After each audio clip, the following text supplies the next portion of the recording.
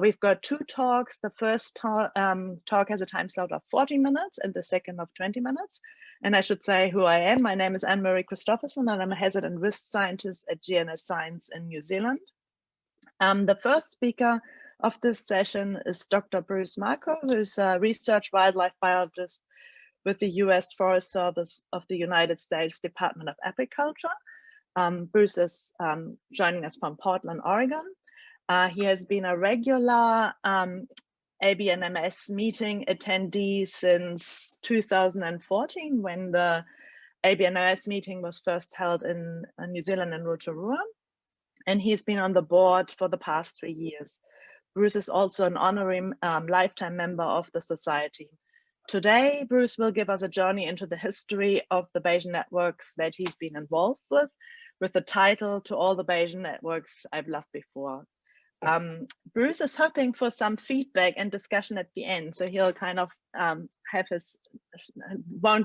doesn't plan to use the whole time slot. So please keep on notes and post into the chat. And so to kind of then hopefully bring them up at the end of that. Thank you very much and welcome, Bruce. Anne-Marie, thank you very much. Please interrupt if my audio or video fails here, but hopefully things will be smooth. Welcome everyone. Hi everybody from the United States. I want to start off by heralding the source of this wonderful title. Give all due credit to my friend and colleague, Dr. Trent Penman, who provided this title for me. And he asked me kind of give an overview of my life's track on how I've come to do Bayesian networks. So this is going to be kind of a helicopter quick overview, bit of a whirlwind, kind of the story of personal discovery. As I go through this, I really want everyone to be thinking about where are you now in your understanding and your expertise? Where do you want to go? What sort of major steps have influenced you in your field?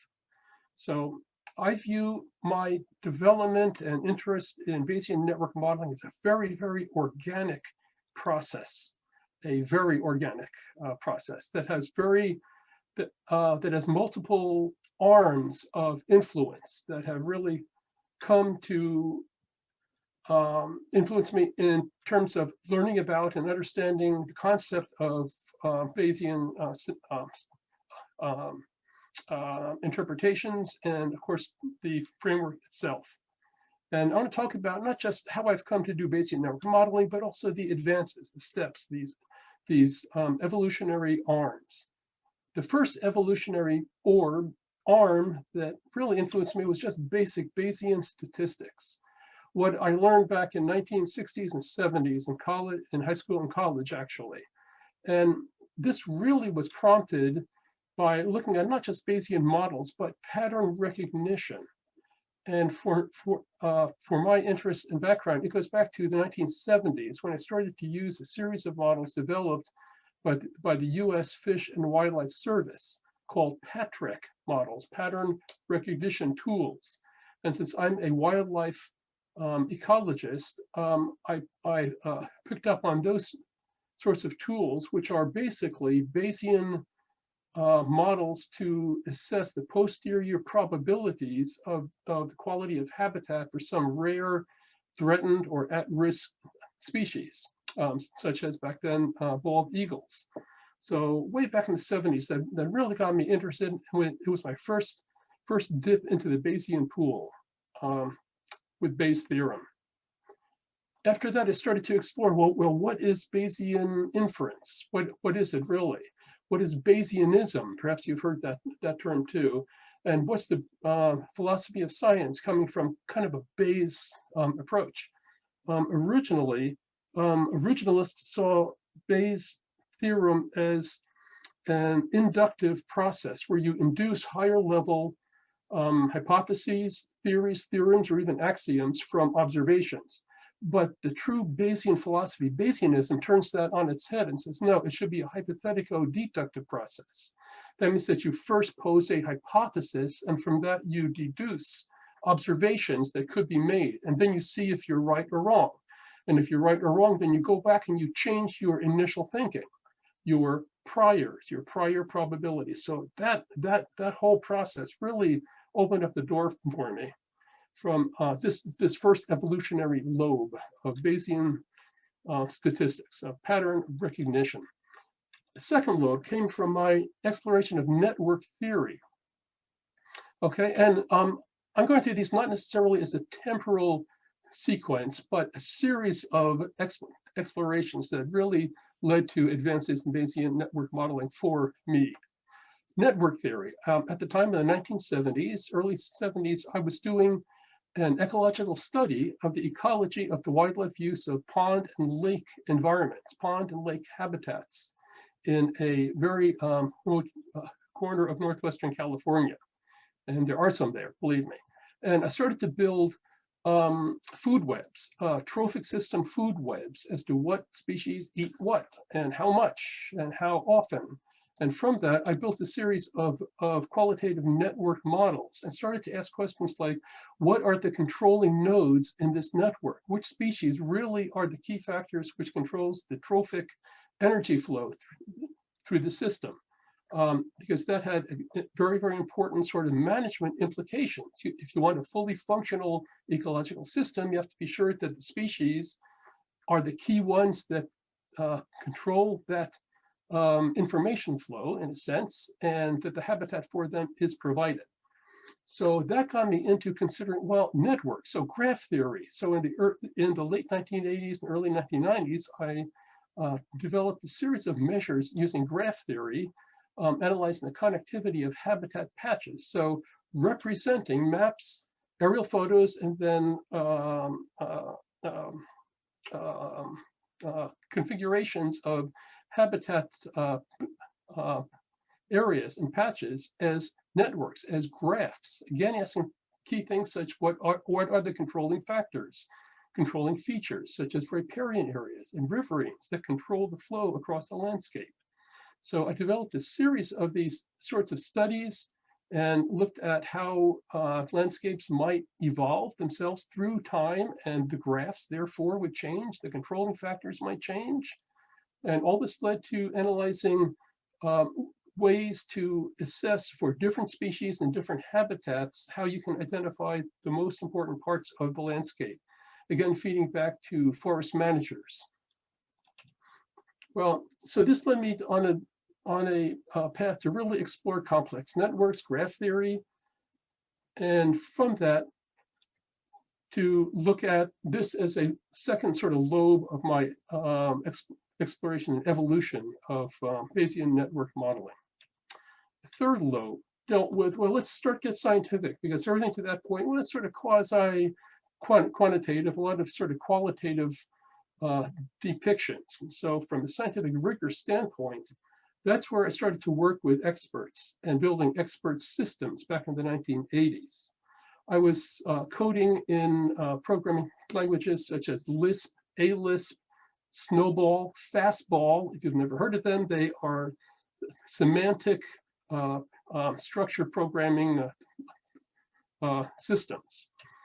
And I was programming in a shell called EXSYS for expert systems. This was back in the mid-80s. One of the projects I was on, I was doing a side contracting work with a biomedical and technological corporation called Perkin-Elmer Corporation. One of the arms of that corporation actually helped build the Hubble Space Telescope. But I was with the biomedical arm, and I was asked to come in and consider how can you look at breath gas information real time in an operating room. Stephen alluded to some of this actually in his talk. It's called the capnogram, and by analyzing the waveform, the slopes of the wave, and so on, you can deduce, again, this hypothetical deductive scheme, what the influence could be on the patient, what sort of condition the patient could be experiencing. So back in the mid-1980s, I started to work with several doctors, MDs, and developed a series of decision trees that would help to evaluate capnogram waveforms and deduce what the situation could be for a patient real time in the operating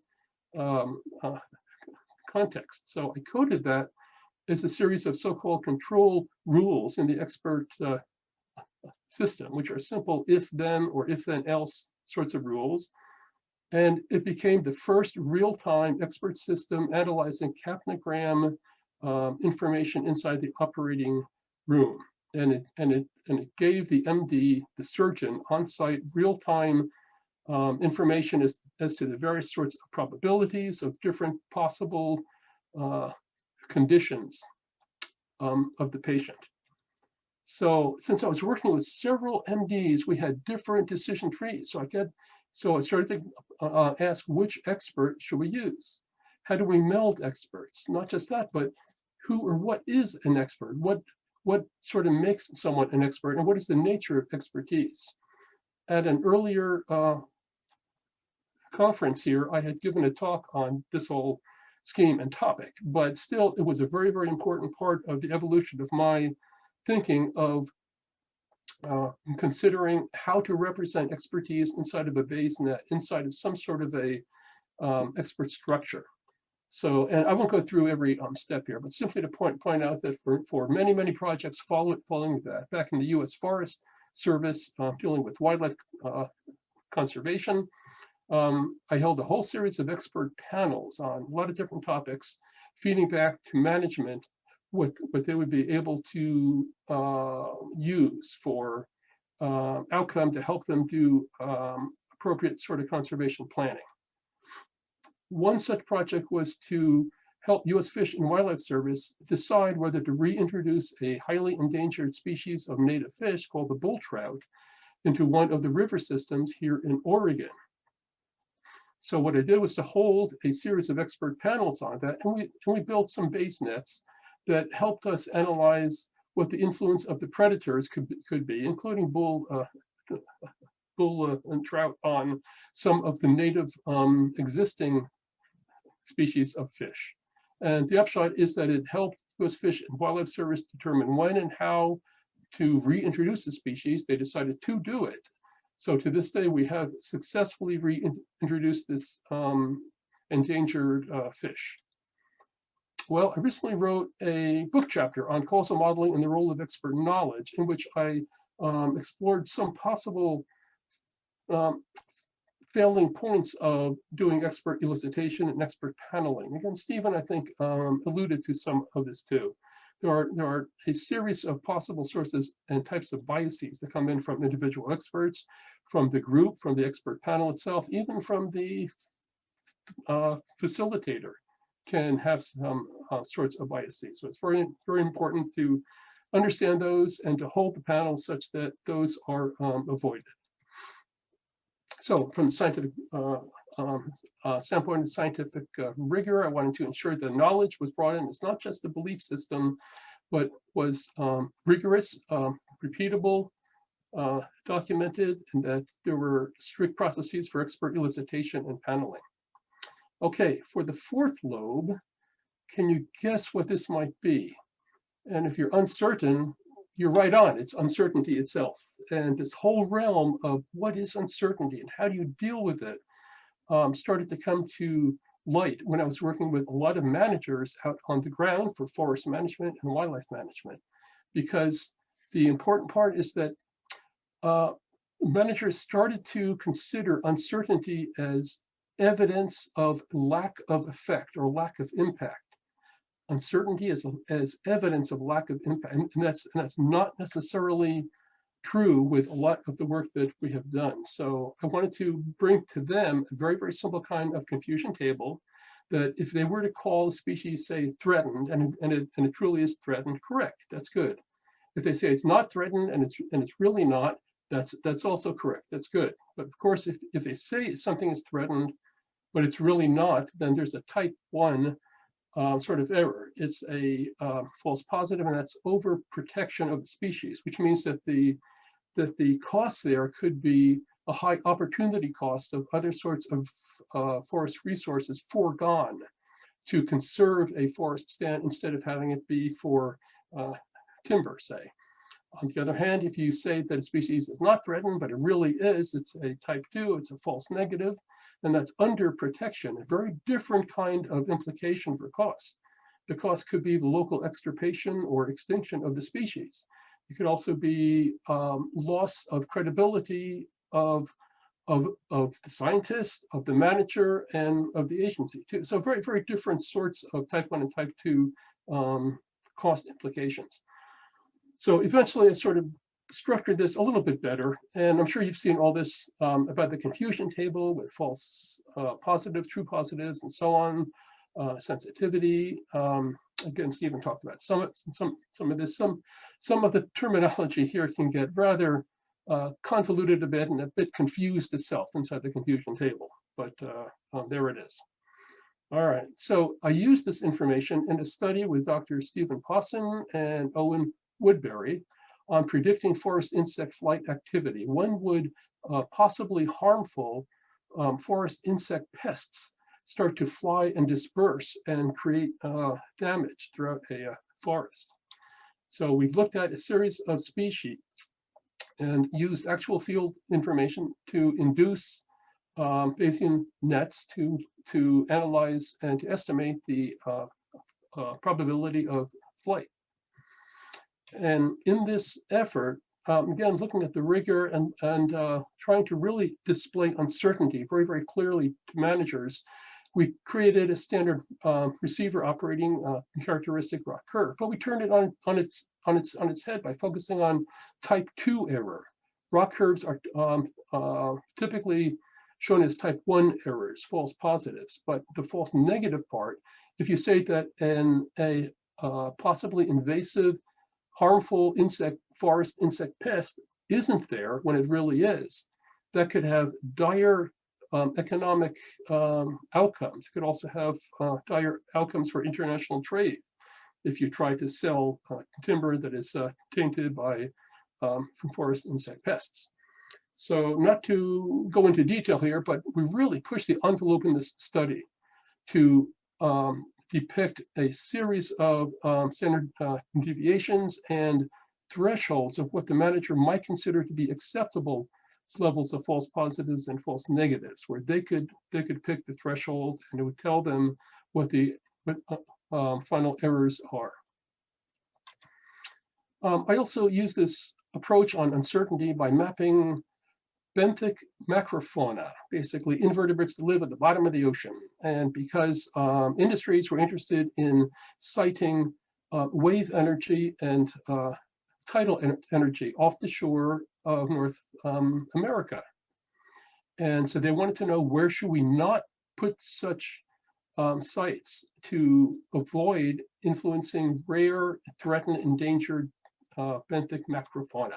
So here's one such species. It's a clam. It's a bivalve, and it's quite scarce, and it's scattered along the coast, just off the coast of North America, and used sample grab data to induce Bayesian nets. But the point is, the way we expressed it and showed it to the managers, we gave them the expected value of suitability of habitat, and also the level of uncertainty, which in this case is a Gaussian error rate. And also we gave them what was the database, what was the level of sample size, what's the empirical basis for all this information.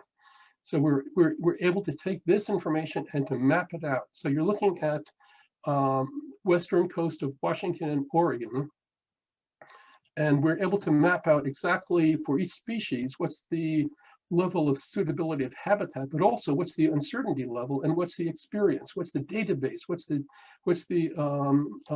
empirical foundation of the outcome here. So the manager can come in and see, well, this area looks like it's highly suitable, but it's also highly uncertain and there's very scant information. So we should go back in and sample some more or make some sort of choice there. So it was a way to visually, through GIS, show them information about uncertainty. And then I got into this whole concept of the psychology of uncertainty, dealing with managers.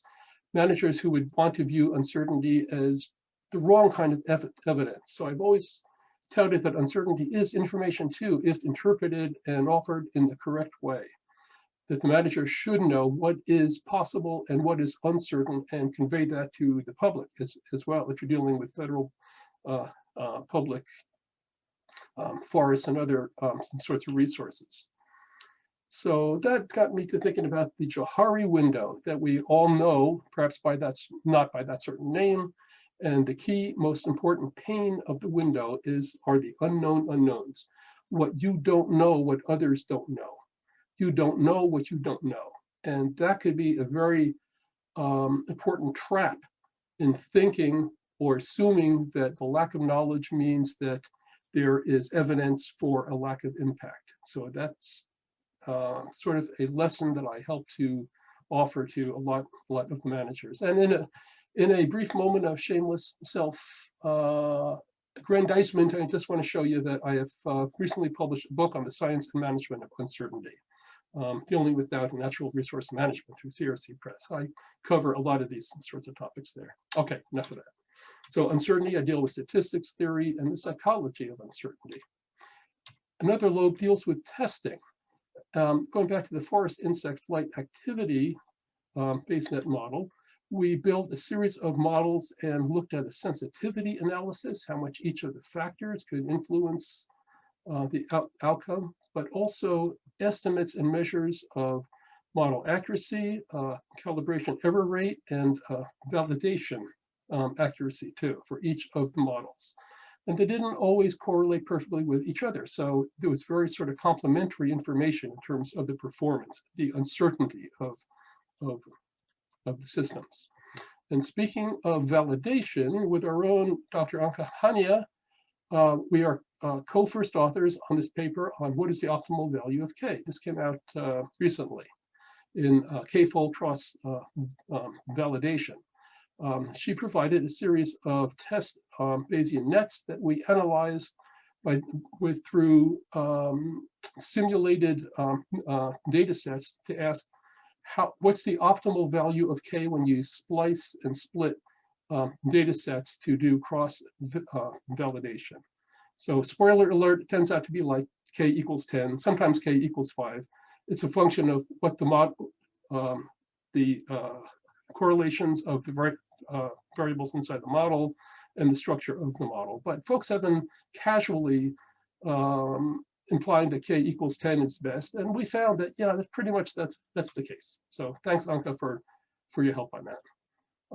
So in a separate study, in which I led on habitat of the endangered salt marsh harvest mouse in San Francisco, we looked at some concepts of uncertainty here too. And there's one thing that is certain, and that is that this is probably the cutest rodent in the world. And here it is poking through some Saliconia vegetation in a salt marsh. And they occur in a series of different habitats. So I took a suite of fields results of trapping the species and analyzing the habitat. And as with the earlier studies, we looked at model performance. And here I looked at model complexity as the number of nodes in each of the models, the number of links, and the number of conditional probabilities, matching it against model accuracy, that is the performance of the calibration. Overall confusion error rate, type 1 and type 2 error, and spherical payoff. So the optimal model was that it was least complex and that the highest accuracy. And that led me to write a paper on summarizing and reviewing a series of metrics for evaluating performance and uncertainty of Bayesian network models. And just one of the things that I had in there was to look at the correlation among some of the metrics of accuracy. And I found that the metrics, some were correlated highly, others not so, but the correlation itself would vary according to the type of model, the structure of the model too. So there was no one answer. So to me, it says that any and all of these sort of metrics and others are complementary to each other. All right, so that's testing. We looked at calibration and I looked at validation. And again, another sort of evolutionary step in my analyzing and advancing my understanding of Bayesian network modeling. A penultimate lobe dealt with machine learning. And as you probably know, you can use algorithms to induce the network structure of the model, to estimate the value of the probability parameters, and even to perhaps start to test and adjust the model over time. So for instance, in Netica, you can induce a structure of the network by using the TAN algorithm. Stands for Tree Augmented Network. And I used that in a study of 2 rare stork species in lowland Nepal. I've spent some time there, and taking the field data induced the TAN structure, which is essentially a structure of naive Bayes. Now, when I send this kind of structure to an editor in a journal, I almost always get an answer back saying that you have the model wrong, it's upside down, you have the arrows pointing the wrong way. No, the naive Bayes structure tells you the degree to which the response variable, which is the yellow box at the top, is explainable by the covariates, all the blue boxes. So the arrows point the correct way in this kind of a structure. And this is for Asian open bill stork. In the upper right, you can see why it's called open bill. When the bill is closed, it's still open. Interesting species. I also used it in an estimate of tidal marsh bird densities along the east coast of the US. And sometimes the naive Bayes structure gets very complicated with lots of covariates and sort of ends up looking like a Ferris wheel here. And using various algorithms to assess the value of the structure of the values of the probabilities. There are some algorithms such as EM, expectation maximization, which is a convergent log likelihood function similar to gradient. And if you have an information-based case file, you can implement either the EM or the gradient in this certain case, and have it estimate on the right side the actual values of the probabilities for the conditional probability table. And just to point out that sometimes your information-based, your case file, might not have all the combinations of all the inputs. In that case, what at least happens in Netica is that it will give you uniform probability distributions, which means that the model still runs. And you can go in and do interpolation if you want and adjust them by hand, but at least it's able to work with some of the missing data. And that's a very positive thing about Bayes nets that you don't get in a lot of the multivariate sort of frequentist schemes. And in terms of using machine learning for testing and adjusting, I'm starting to experiment with generative adversarial networks, or GANs, which is an approach used more in the field of neural network tools. And what that does is create a series of faux databases, which then test the model against itself. And in that sense, it iteratively improves the values of the model and the accuracy. So I'm starting to test this now, and I think I should have something to present somewhat soon. I think it's a whole new area of application of various tools for Bayes nets. So for my interest in machine learning came from the use of empirical data, network structures, and probability parameterization, and now some new stuff. And the final node deals with integration. And briefly here, Dr. Trent Penman, who gave us the title for this talk, and I penned this summary, this review of advances in Bayesian network modeling, integration of modeling technologies. And I won't go through this, but we have a whole series of other realms that have been tied into and that integrate with Bayesian nets. And this is an exciting area. Bayes nets really is a tool that can be sort of implanted in many other structural areas. For instance, the geographic information system, be able to map probabilities in uncertainties, the application of time expansion for dynamic Bayesian systems, such as predator-prey interactions, decision nodes, and Bayesian decision networks that can include costs and benefits explicitly, and so on. So integration. So those are my 7 realms of evolutionary advances. But there's an 8th one, the most important one of all, and that's implementation. And I have alluded to that. And I won't go into this much at all, but simply to show that I have used a lot of these tools that I've come up with for implementing descriptive ecological studies, predictive studies, and decision advisory tools in a suite of different environments and topics. And just one quickly deals with Pacific walruses and the influence of climate change up in the Arctic. And for that, I did what I call influence runs. This is different than sensitivity analysis. It's taking each of the inputs like ship and air, adverse influence, harvest levels, the loss of sea ice through climate change, and analyze what's the best and the worst that could be done if you were to tilt each of these inputs to their highest and their lowest input schemes. So on the x-axis is time, on the y-axis is the probability of adverse income for the population of walruses, and found that for each, if you tilt them to the best and worst influence, you can show what the probability outcome could be. And it turns out that harvest levels might have the worst outcome if you have the highest harvest, but you don't get the best outcome except through amelioration of Arctic sea ice levels through climate change control.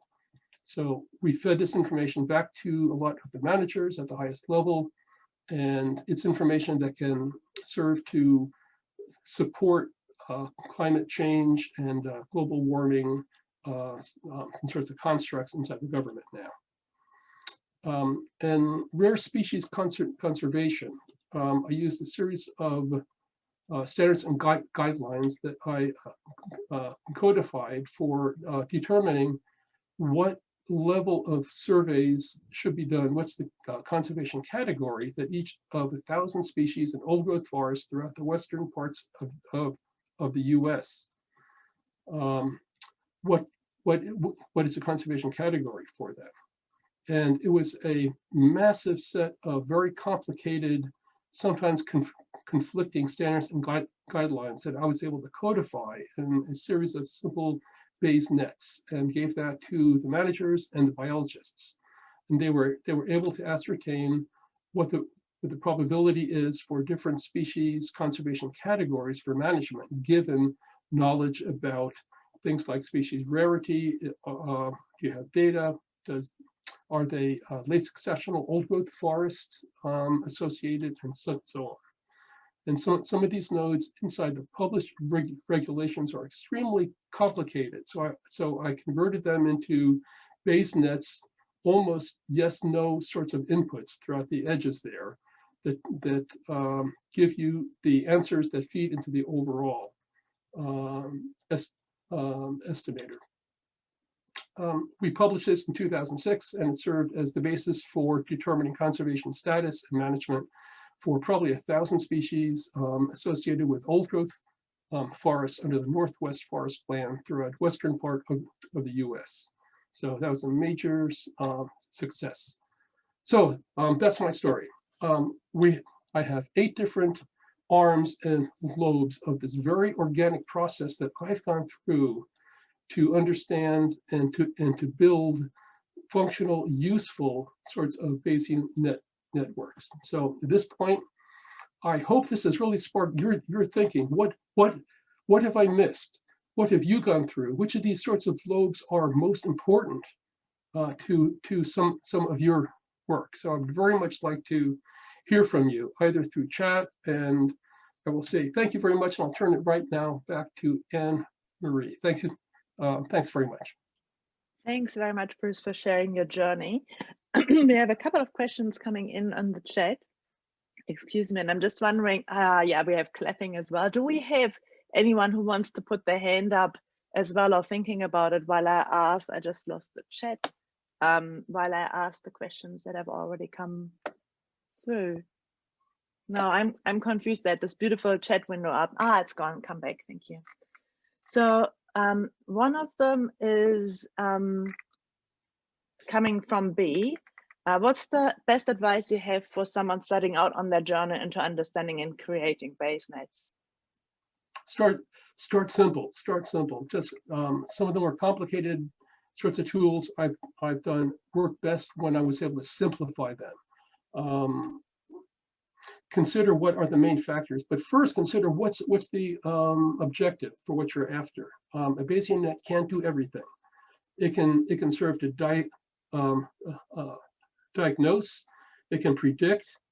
It can serve as a tool to get your arms around, which I think you know, and quite a few other things. So be really clear right up front as to what's the objective. And if you don't do that, then the model becomes something you want it to do more and more, and you end up with objective creep, as I call it.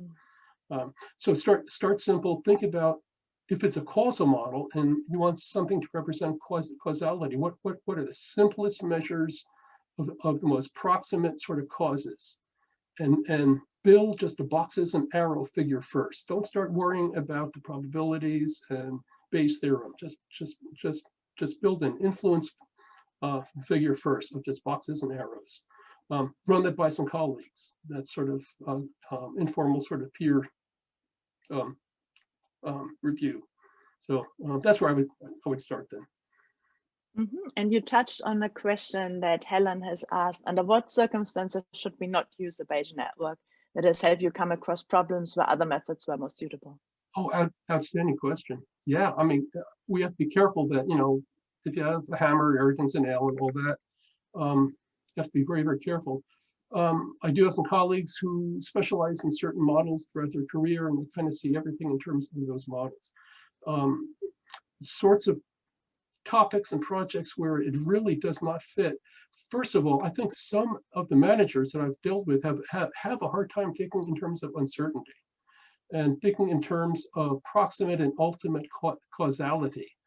What are the things that can really influence now versus the things that influence those things for sort of long-term planning?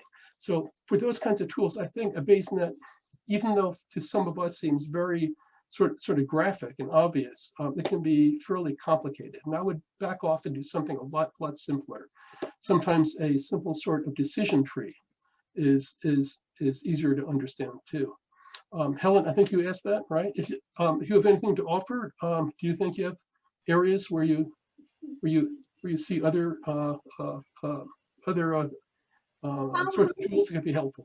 I think you sort of, I just really wanted to clarification, because you covered a lot of what I would have thought in terms of if we can have a simpler method, like for some of my work, you know, if people like this regression model, sometimes that's a good way to go. But yeah, I was just wondering, yeah, sort of under what circumstances, like we might even go to something like systems dynamics, or maybe like a hybrid model.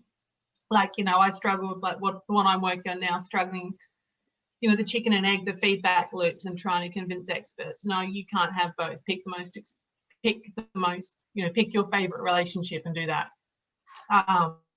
So yeah, I was just interested in your thoughts on that. Yeah, the whole thing about feedback loops, that's something the Bayes nets really don't do very well. You can do time replication, like I showed with the predator-prey, lynx hair